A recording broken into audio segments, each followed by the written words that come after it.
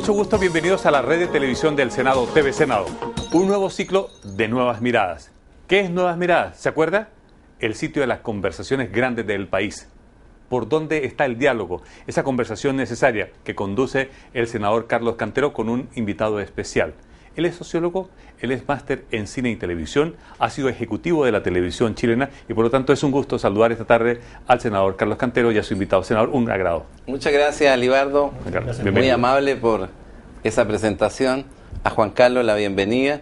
Y a usted, amiga y amigo, la bienvenida a la sintonía de TV Senado para conversar sobre temas de interés en un segmento donde analizamos la realidad de Chile y del contexto mundial. Hoy vamos a tener una conversación muy interesante, muy atractiva, muy provocadora sobre la comunicación en general, los medios en particular, la televisión específicamente y su impacto en la sociedad y todos los elementos que tienen que ver con el diálogo, la conversación. Para eso, Juan Carlos, te damos la bienvenida. Muchas gracias por aceptar esta invitación. Gracias. Y aproximémonos a esta temática. ¿Qué es la comunicación en general? ¿Qué importancia tiene en la relación humana? Bueno, está además decirlo, es decir, es determinante. Hoy día, no solo desde el punto de vista del papel que juegan los medios de comunicación, la televisión, la prensa, internet, pero además en la medida de que en los últimos años se ha reforzado mucho el tema del mundo privado, de las relaciones interpersonales. Para la gente hoy día la comunicación dentro de la familia, etcétera, ha pasado a ser un elemento determinante. ¿Te fijas? La comunicación padres-hijos, entre marido y mujer, entre los amigos, entre un funcionario y su jefe. Entonces vemos que estamos en una sociedad donde comunicarse, y no solo desde el punto de vista verbal, racional, de comunicar bien las ideas, sino que desde el punto de vista también emocional, lo que llaman la inteligencia emocional, está jugando un rol preponderante. Te fijas, los liderazgos de la gente cada vez más está en base no solo a la persona que puede discutir o plantear las ideas en forma muy clara y racionalmente, sino que también esa capacidad emocional de llegar a la otra persona desde el punto de vista más emotivo, más subjetivo. Entonces tenemos que desde todo, en todos los aspectos, desde la política, desde lo más abstracto hasta lo más personal, la comunicación hoy día es central y está viviendo también unas transformaciones gigantescas, porque por otro lado tenemos Internet, que ha generado otro tipo de comunicación, todas estas redes que nos llevan a una comunicación virtual en que la gente no se ve, no se toca, pero por otro lado están profundamente intercomunicados. Pier Paolo Donati, un cientista social italiano, ha desarrollado la teoría relacional. Así es. Y señala que la vida, en definitiva, del ser humano no es sino estar en relación. Así es. Y desde esa perspectiva, el estar en relación con el otro, o con el nosotros, o incluso con el vosotros, con la naturaleza, es una competencia básica para tener éxito o para fracasar en la vida. Podríamos decir entonces que buenas capacidades comunicacionales, buenas interfaces de comunicación son elementos claves para hacer la diferencia entre el éxito y el fracaso en la sociedad contemporánea? Por supuesto, y sobre todo el éxito desde el punto de vista de las relaciones humanas, no solo en el término del éxito de un ejecutivo que para que tenga liderazgo sobre su empresa, tiene que tener estas capacidades comunicacionales y sobre todo de lo que hoy día llaman inteligencia emocional, etcétera, sino que también en algo central que ha pasado a ser para la sociedad moderna, para el mundo moderno, que es la comunicación interpersonal. Y no solo interpersonal, por algo que los psicólogos y psiquiatras cada vez aumentan mucho, porque tenemos problemas para comunicarnos nuestras emociones, para comunicar nuestros sentimientos, para entendernos. Y no solo la comunicación interpersonal, sino también una comunicación interna contigo mismo, que son las cosas que te hacen superarte como persona. ¿Te fijas? Entonces, todo el ámbito comunicacional ha ido ampliándose y tomando mucha importancia. Desde esa perspectiva, la tendencia de la filosofía contemporánea, particularmente en Occidente, ha venido planteando de que durante mucho tiempo hemos estado ensimismados en el yo. Así es. Y que hay que proyectar hacia el otro, entendiendo que el otro, como lo dice maravillosamente Humberto Maturana, el otro es un legítimo yo. Entonces, pareciera que una de las cosas que está verificando un tránsito es dejar atrás esta concepción del yo que es tan evidente, por ejemplo, en la política. O sea, yo tengo la verdad, es mi verdad y quiero imponérsela a los demás, como si no hubiesen otras verdades. Y ahí aparece un poco la subjetividad de la verdad, que cada individuo tiene una verdad. Entonces, desde esa perspectiva, pareciera que ahí hay un cambio en el conversar, en el dialogar, ¿no? Por supuesto. Ahí yo creo que hay, aquí estoy especulando, pero yo creo que ahí entra una influencia nueva cultural que cada vez también se amplía, y sobre todo en Chile, pero en general ya en Europa hace tiempo, que es la influencia que comienza a tener el orientalismo. Todas las religiones o filosofías orientales, me refiero al budismo en general, y las diversas tradiciones que hay en el budismo, que precisamente han apuntado a ese tema. Te fijas de que en el fondo el ego es el gran causante del sufrimiento del ser humano. Que es esta cosa que te gira, te crea una serie de fantasías y de grandilocuentes, de fantasías egocéntricas, etcétera, que terminan creando no solo el sufrimiento a nivel personal, sino también dentro de la sociedad. Entonces, también han habido tradiciones, Jung de alguna manera también se metió en eso, en el tema del yo y de cómo el ego nos traiciona a nosotros mismos, nos juega unas malas pasadas en el sentido de llenarnos de fantasías, ilusiones que son invenciones nuestras. De tus palabras se desprende que primero hay una convergencia cultural de Occidente que empieza a mirar hacia Oriente con un prisma muy distinto y que hace que cambie incluso Occidente su propia mirada. Comienzan los años 60, exactamente. Y comienzan los primeros, así un poco con el hipismo, después viene el New Age. Muy antes, bueno, fue Hermann Hesse, que quizás fueron los primeros de estos escritores que comenzó a rescatar aspectos de las filosofías orientales. Ahora, y que se han masificado ahora. Antes era una cosa más elítica, de unos volados, pero hoy día ha penetrado mucho en muchos aspectos sociales. Y de ahí se desprende de tu última reflexión que el tema de las verdades es un tema muy, muy apasionante filosóficamente, porque ¿qué verdad? ¿Cuál verdad? ¿La de quién? Exactamente, pasa a ser el tema de la verdad, pasa a ser un tema bastante subjetivo. La verdad es algo que se constituye. El lenguaje, finalmente, es el que nos constituye y construye la realidad. Es a través del lenguaje que nosotros creamos nuestra identidad. Por algo es que la Biblia parte, la génesis de la Biblia parte en casi todos los evangelios, por lo menos, que dice, primero fue el verbo. Es decir, es el primer paso, simbólicamente hablando, de que Dios hizo, fue crear el verbo, es decir, la palabra, la comunicación, de alguna manera. La neurolingüística ahí plantea de que es el lenguaje el que construye realidades. Exactamente, y va construyendo tu ser y este yo, etcétera, etcétera. Y bueno, por supuesto, ahí los franceses, Lacan, en fin, toda esa escuela han hecho mucho avance en cómo el lenguaje y las ideologías, cómo el lenguaje ha ido construyendo las ideologías. Y ahí tenemos ejemplos, bueno, como el discurso nazi, te fijas, una serie maquinaria inmensa de simbologías, de símbolos y qué sé yo, que va permitiendo interpelar el alma del pueblo alemán, como el lenguaje, el discurso populista de América Latina, comienza a construirnos una determinada realidad, una determinada discurso que hace que se fusione el pueblo en torno a estas metas antiimperialistas, etcétera, etcétera. El lenguaje nos construye la realidad, pero también nos moviliza, nos hace actuar.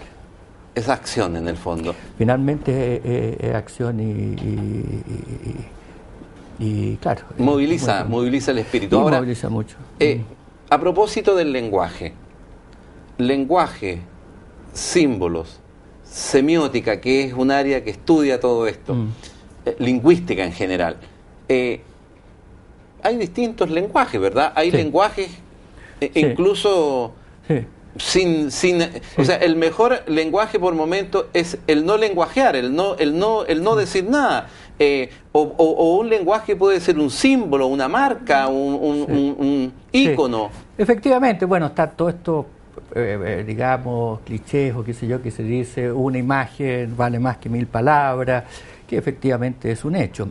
Aquí en este sentido, en el tema del lenguaje, yo creo que está ocurriendo un fenómeno, es decir, de cambio de época realmente apasionante y transnacional. Es decir, y que tiene que ver cómo el lenguaje audiovisual ha ido penetrando en todas las capas sociales, en todo el sistema comunicacional, no solo de comunicacional de masa, sino que también en lo que hablábamos, en la intercomunicación humana.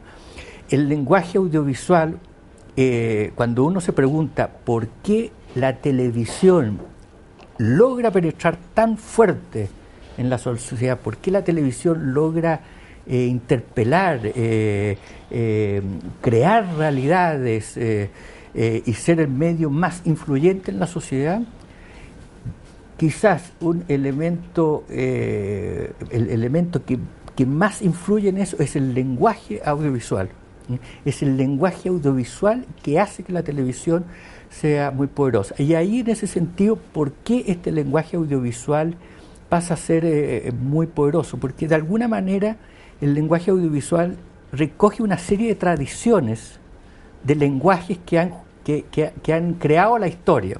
Por ejemplo, el lenguaje audiovisual está de partida basado en las historias de las imágenes, de toda la iconografía. Es decir, acordémonos que todos los evangelios, toda la religión cristiana en un inicio, porque nadie sabía leer, nadie sabía escribir, fue comunicada y enseñada con Biblias que se parecían en el fondo a los cómics, que tenían todos estos cuadros de Miguel Ángel del Renacimiento, tenían en gran medida no solo la expresión artística, sino que además comunicar el Evangelio. Y así el cristianismo se fue expandiendo y el catolicismo. Después tenemos, de manera que ahí recoge toda esta tradición, y después va otros lenguajes audiovisuales, es decir, como el impresionismo, como, en fin. Ahí tiene toda la tradición de lo visual. Después el lenguaje audiovisual recoge toda la tradición del teatro, es decir, de esta cosa de construir narrativas, hacer representaciones de la realidad, de la vida. Y ahí, bueno, viene Aristóteles con toda su estructura dramática. Entonces, la televisión, el lenguaje audiovisual, recoge toda esa tradición histórica del teatro, que también el Evangelio y todas las ideas griegas del Estado también eran comunicadas con el teatro. Entonces, después otra tradición en la cual se basa el lenguaje audiovisual tiene, bueno, una esencial, la prensa.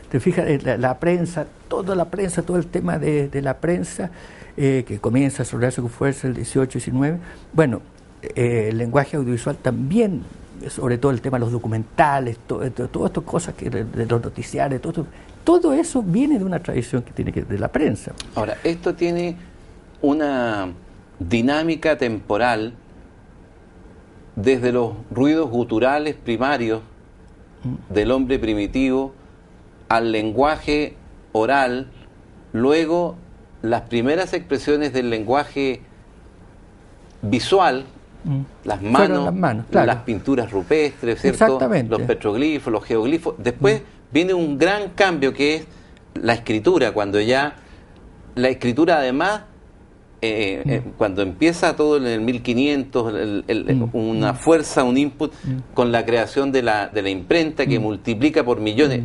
En un año se hacían 5 libros y después en un año se hacían millones y millones de libros. Y ya por la década del 50 de este siglo empieza toda la explosión del tema audiovisual fundamentalmente. Claro. Y ahí hay un paso interesante que vale la pena también recordar. Es decir, antes del libro estaba toda la tradición oral. Te fijas, todas las cosas eran transmitidas oralmente. La retórica era un tema fundamental, es decir, para poder comunicar. Así Séneca era un gran orador y aparentemente podía narrarte libros de libros.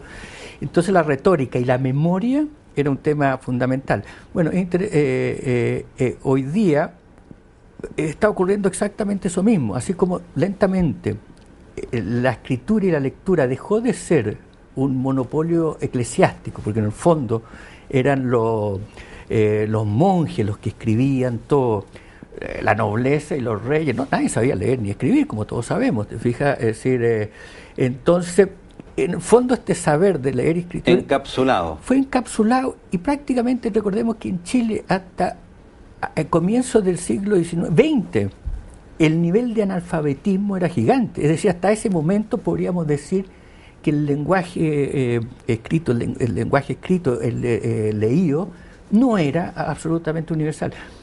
Bueno, lo que tenemos ahora, así como la escritura, la lectura fue entrando en todo esto, hoy día lo que tenemos precisamente es que el lenguaje audiovisual está entrando a dominar y va a dominar la escena por el tema de Internet, por el tema de la cuestión. ¿Y por qué nuevamente? Por el tema de que es un lenguaje muy poderoso. Se volvió a decir, por ejemplo, otras tradiciones que hacen que el lenguaje pescó toda la tradición del cine, que ya el cine fue un impactante, pescó toda la tradición de la radio, la radio, todo lo que es radio, gran parte de los formatos de televisión, de las primeras telenovelas eran radioteatro, ¿te fijas? Los primeros shows fueron de la radio. Juan Carlos, entonces seguiremos en el segundo bloque hablando de este apasionante tema. Nos vamos a separar solo un minuto, por favor. Usted no se vaya, ya volvemos.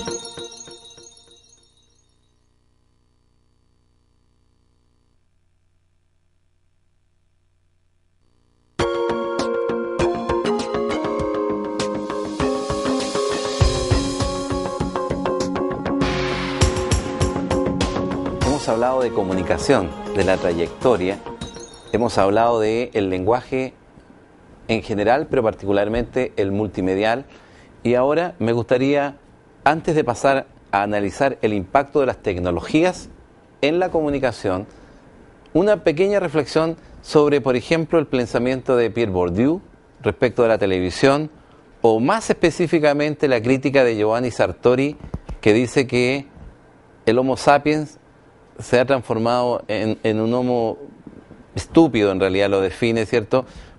Pero lo que está diciendo en realidad es que las otras formas de comunicación, la oral y la escrita, generaban un proceso interactivo muy potente. En cambio, la televisión genera un proceso en el que el receptor es más pasivo. ¿Qué reflexionáis sobre eso? Efectivamente, esa era la realidad de la televisión. Yo creo que hasta hace 10 años, hasta la década de los 90, 2000, la televisión era un lenguaje pasivo. Es decir, tú tenías un canal de televisión que comunicaba, tenías a un telespectador, receptor, pero la nueva tecnología, y ahí entramos derecho al tema de tecnología, ha creado la interactividad. Y lo que tenemos hoy día, que esta interactividad en la televisión, gracias a Internet, va a ir creciendo pero a pasos gigantados.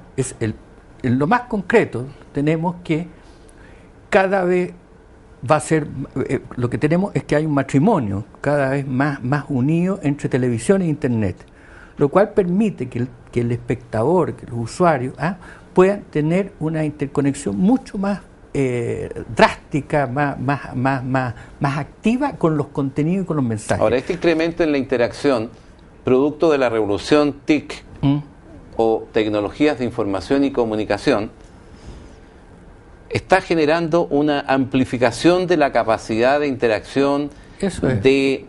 El segmento del espectro radioeléctrico, donde caían 4 canales, ahora caen 20, 30, Exacto. 50 canales, ¿verdad? Las tecnologías de la información y la comunicación, esta revolución pareciera estar provocando un cambio radical en las comunicaciones. Efectivamente, porque como te digo, pasamos de esta televisión pasiva a crear un sujeto telespectador pasivo, que no le queda más que decir me gusta o no me gusta, a un telespectador que tiene poder. Empoderado. Empoderado, es decir, exigente. Domina el rating, exige que determinan las programaciones de los canales. Pero lo más, yo creo que impresionante es que cada vez este telespectador a través de Internet va a ir bajando su propia programación, va a ir creando sus propios programas, va a ir, entonces en el fondo la televisión deja de ser una cosa pasiva, pasa a ser muy activa. Pero para ir al tema específico de los efectos, aquí tenemos de nuevo un poco, también para unir un poco con lo de atrás. Hasta ahora este lenguaje audiovisual era monopolizado por una élite. ¿Y quién eran esta élite? La gente que trabajaba en televisión, los cineastas y qué sé yo, otros artistas. Esa era la gente que sabía construir y crear narrativas e imágenes audiovisuales.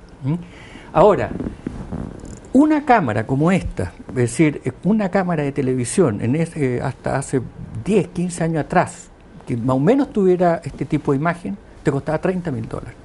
$30,000. Una cámara ya más profesional te llegaba a $50,000. Una cámara de cine, ¿para qué decir? $80,000. Una película, como antes se tenía que filmar todos los noticiarios de Canal 13, en la época de nosotros, el Reporter Eso, eran filmados en película. Conseguirse película para un cineasta era prácticamente imposible por el costo. Claro. Había que mandarlas a revelar a Estados Unidos. Todo eso, con toda esta nueva tecnología digital, sencillamente baja a tal nivel de precio que hoy día podemos tener con estas mismas cámaras que están filmando este programa, que tienen mejor imágenes que las cámaras de $30,000 que te cuestan $3,000, $2,000 te cuesta esas cámaras. Después las salas de edición, donde tú haces el montaje de los programas. Yo viví todo este proceso como realizador, desde los primeros videos, que eran unas cámaras así, con un grabador de este porte, me tocó en Inglaterra. Bueno, tú para editar necesitabas 3 máquinas de este porte, gigante, y para esta pequeña isla semiprofesional, a lo menos $40-50,000. Ahora, si tú querías hacer publicidad y tener una productora para generar imágenes profesionales como productores, a lo menos tenías que invertir $500-600,000. Es decir, tú no podías generar lo que tú estás generando, este pequeño espacio, por menos de $1 millón, olvídate. Podemos decir que el proceso que tú has marcado como el sustrato de la nueva revolución, lo has definido como la convergencia al mundo digital. Dentro de ese mundo digital, lo que apreciamos es que hay una convergencia de los servicios, o sea, no solo hay televisión, hay radio, hay diarios, hay revistas, y a eso se le agrega el Internet, que permite la interacción, ¿verdad? Claro, pero a lo que voy es que el hecho que toda esta tecnología llegue a la masividad, que toda la gente hoy día pueda tener una cámara de video y comenzar a registrar, te democratizó el lenguaje audiovisual. Ya no es de una élite de gente que lograba... Ya no son como los monjes. No era como los monjes, por eso que te digo, por eso que citaba el paralelo. Claro. Ya no es una élite de gente que tenía el monopolio de la escritura. Ya hoy día no es el élite.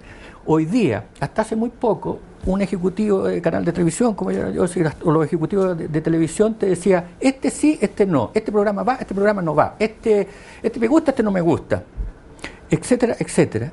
Hoy día cada vez muere más, porque hoy día cualquiera persona que tenga capacidad de narrar audiovisualmente te pone esto en internet y créeme que si ese programa está bien hecho, lo ve mucho más gente. Tiene mucho más sintonía. A nivel mundial que tercero. Entonces, ¿qué es lo que tenemos?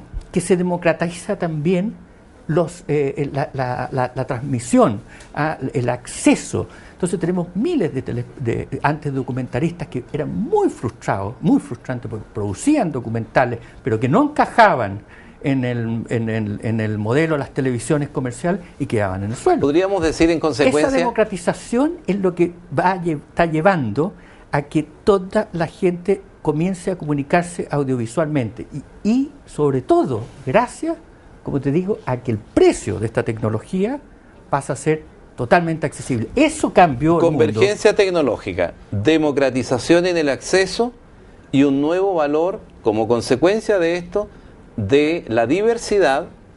Exacto. Y consecuentemente del pluralismo en el actuar en estos medios de comunicación. Por supuesto, lo que tú tienes es que cuando entran todos estos nuevos actores, se crean cientos de tipos de contenido, se crean todas estas redes de ciudadanos, todas estas redes sociales que funcionan por internet y cada vez más, para hacer más efectivas estas redes sociales, hacen sus videos, hacen sus audiovisuales, ¿por qué? Nuevamente volvemos, porque el lenguaje audiovisual es tan poderoso, porque está basado en base a una serie de tradiciones históricas que vienen de atrás, que han ido conformando la cultura occidental, hace que este lenguaje lo comiencen a adoptar todos los medios de comunicación, etcétera, etcétera, para poder comunicarse. Entonces, dejó de ser elítico y se universaliza gracias a Internet, y ahora, con la digitalización de la televisión, el hecho que tú puedas tener más canales de televisión, eventualmente también se universaliza más el tema de los contenidos, el tema de la diversidad informativa. Respecto de ese punto de la diversidad, eso cambia la sociedad de civil, la apertura en las oportunidades, me gustaría que pudiéramos reflexionar respecto de otro tema que ha preocupado a los cientistas sociales contemporáneos. Unos hablan de la agenda setting. ¿Qué es la agenda setting? En la teoría sociológica fundamentalmente y comunicacional, es el concepto de que hay un editor que es el que establece cuál es la verdad, es el editor el que dice cuál es la noticia, es el editor con su mirada el que le muestra cierto ángulo de la realidad al ciudadano. Eso ha dado como consecuencia a otro marco teórico que es el soft power o el hard power, es decir, el poder blando y el poder duro. Se dice que el poder blando es el manejo adecuado de las comunicaciones. Paralelamente a eso surge la programación neurolingüística que dice que se puede manipular a las personas, se puede inducir procesos de consumismo, y a eso le agregamos que en definitiva hay un cierto cuestionamiento que de tus palabras se desprende de que la manera de evitarlo es con pluralismo, con diversidad programática, con democratización. ¿Cuál es tu reflexión sobre este punto? Bueno, efectivamente tú lo has dicho, te fijas que una de las formas de ir neutralizando ese tipo de comunicación centralizada, de partida cada vez menos, es decir, ¿para qué estamos con cuentos? El discurso manipulador en televisión o por los medios masivos hace rato que dejó de funcionar. Es decir, yo diría que después de los años 60 hasta los años 50, estas cosas de estos grandes, sobre todo la radio, que te podía inventar una serie de cosas, o la televisión misma, murió. Es decir, démonos cuenta que un régimen soviético, con todo lo centralizado, no pudo sostener. Se vino abajo por este tema. Así sencillamente tú no sacas nada con meter una agenda y decirle que el capitalismo aquí y que esto acá, e insistir en eso, pues sencillamente no penetra. Ahora, sin perjuicio de eso, pareciera que tiene sustento el argumento de que la televisión cambia la sociedad. Sí. Hay una nueva ética, hay una nueva estética, hay una nueva... Sí, a mí no me gustan mucho las teorías en ese sentido ¿cómo se dice? Conspirativas, en el sentido de que la televisión, te fijas, manipula a la gente, te las transforma en sujetos. De alguna manera sí pudo haber ocurrido en los años 60, sobre todo porque no había cultura televisiva, no había cultura audiovisual. Había monopolios en realidad. Y de partida había un monopolio de este canal. Entonces tenemos hoy día que hay una cultura multimediática, y hoy día, y yo lo repetía mucho cuando estaba en TVN, diciendo, los telespectadores no son idiotas. Si los gallos saben perfectamente cuando tú estás tratando de manipular, cuando tú estás tratando de del manipular. rating, es un tema precisamente que le afecta a los políticos. Te fijas, claro, de que inmediatamente el telespectador, el público, sabe. Desconfía. Claro, porque no están los signos y las señales que corresponden de una comunicación sin estar induciendo, ideologizando. El tema del rating y el people meter online que va midiendo cómo de repente desencadena ciertas competencias un poco morbosas, un poco limítrofes. ¿Qué opinión te merece eso? Bueno, ahí de nuevo, un poco para unirlo con lo que tú decías, esto de las agendas setting de los editores. Tampoco es muy así hoy día. La verdad es que los editores de los noticiarios están bastante encajonados por lo que tú mismo estás diciendo, por lo que te va dictando el people meter. ¿Estás seguro que muchos de los directores de programación y de prensa les gustaría tener noticiarios que pueden meter más noticias internacionales, pueden meter? Y en ese sentido, cada vez más el público telespectador, a través de estos diferentes medios de influir en la televisión, porque están los estudios de audiencia, que no son menores, que los escuchan, están los ratings, qué sé yo, van influyendo en las estrategias de la televisión, en los contenidos de la televisión. Entonces, ¿qué tenemos finalmente? Una especie de loop. La televisión te influye enormemente en ese público, pero ese público cada vez también influye más sobre los medios. La monodireccionalidad, claro, ya no, es más bien bidireccional. Claro, y tenemos entonces de que no es llegar aquí y decirle, bueno, este canal lo vamos a ir por acá, mi chica. Ahora, porque te podéis quedar solo, pues claro, no podéis quedar sin comunicar. Entonces, se acabó. Te fijas en ese sentido la comunicación masiva. Juan Carlos, un pensamiento en los pocos minutos que nos quedan desde la realidad chilena. Me gusta, porque hay tanto joven que está hoy día inquieto por este tema del lenguaje multimedial, audiovisual. Hay una revolución que no solo alcanza la tecnología, sino que también a lo que va dentro de esa tecnología, que son los contenidos. Exactamente. La pregunta es, y esa es la reflexión que te pido, orientadora hacia la gente joven particularmente, competir en tecnología a mí me resulta un poco distante. Competir en cierto software quizás puede ser una opción. Competir en contenido, en ser generadores de contenido de calidad, dado el reconocimiento que tiene Chile en este medio, pareciera ser una alternativa interesante. ¿Cuál es tu reflexión sobre este punto? Comparto plenamente contigo. De partida, la tecnología es un medio, no es lo esencial. Además, porque como hemos dicho, cada vez más barata, cada vez más accesible. Commodity. Y un commodity más. Aquí todo el tema es los contenidos.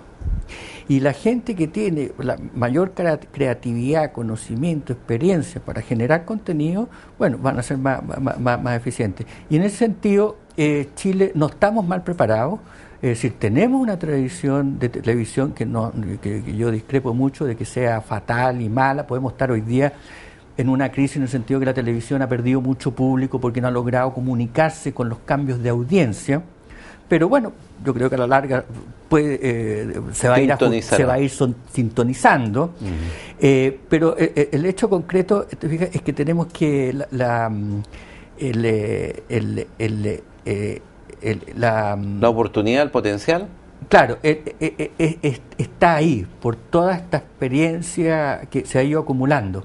Ahora, para crear valor y que Chile en ese sentido sea un exportador de contenidos de alguna manera, cosa que lo está haciendo. TVN, ahí veíamos que la telenovela de Elisa la está vendiendo a gran parte de los países latinoamericanos. Hace rato que estamos también exportando telenovelas, etcétera, el etcétera. Cine tiene todo un despegue. Bueno, y el cine, entonces, pero en general va a ir ocurriendo que muchos chilenos, a través de Internet, en estas redes, está seguro que van a ir teniendo y penetrando en todo este mundo de Twitter, de esto y de Facebook, en fin, van a ir apareciendo cada vez más.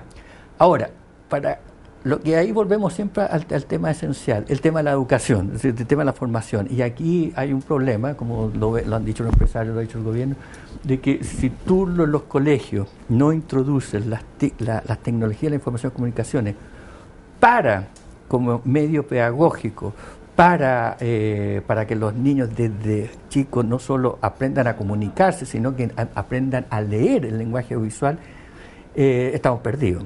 Es decir, hoy día, por ejemplo, si hay un recurso fácil para mejorar la calidad de la educación, hoy día concretamente, es ocupar estas tecnologías. Tú sabes que un video educativo, hoy día existen miles de videos educativos hechos internacionalmente, que te enseñan química, física, el cuerpo humano, biología, etcétera, etcétera, etcétera, que están a disposición para que el profesor las ocupe para enseñarle a los alumnos. Y facilitar el aprendizaje de esto, no se ocupan, ¿te fijas? Ponen hartos televisores, hartos redes, pero no tienen contenido. Y cuando tú pretendes introducir esto, ni Corfo te ayuda, ni el Estado te ayuda, ni la empresa privada, nadie te ayuda. No hay institucionalidad. No, porque aquí nos lavamos toda la boca con que la educación, la innovación, ¿para qué estamos con cuentos? A mí, especialmente, porque tuve un proyecto educacional con DICTUC, la Universidad Católica, se fue a Innova Chile, y sencillamente dijeron, esto no es innovador. Entonces ahí tú te dices, estamos jodidos. Es decir, Corfo, para esto. Hemos tenido una conversación apasionante. En realidad, se nos ha pasado el tiempo volando, estamos sobre la hora, y yo tengo que agradecer a Juan Carlos Altamirano. Te quiero regalar este libro. Esta posibilidad. Que es mi libro. Ah, qué lindo. Lo muestro acá. Juan Carlos Altamirano, TV or not TV. TV o no TV. O no TV. Una obra que ahí está todo lo que hemos hablado. Ganado trascendencia. Si usted quiere seguir profundizando sobre estos temas, aquí en el libro va a encontrar estos argumentos. La reflexión final. La revolución tecnológica, es decir, la convergencia al mundo digital, ha provocado una democratización en el acceso, un abaratamiento que permite pluralidad, diversidad y que genera una convergencia de medios a un solo sustrato, que es el sustrato digital.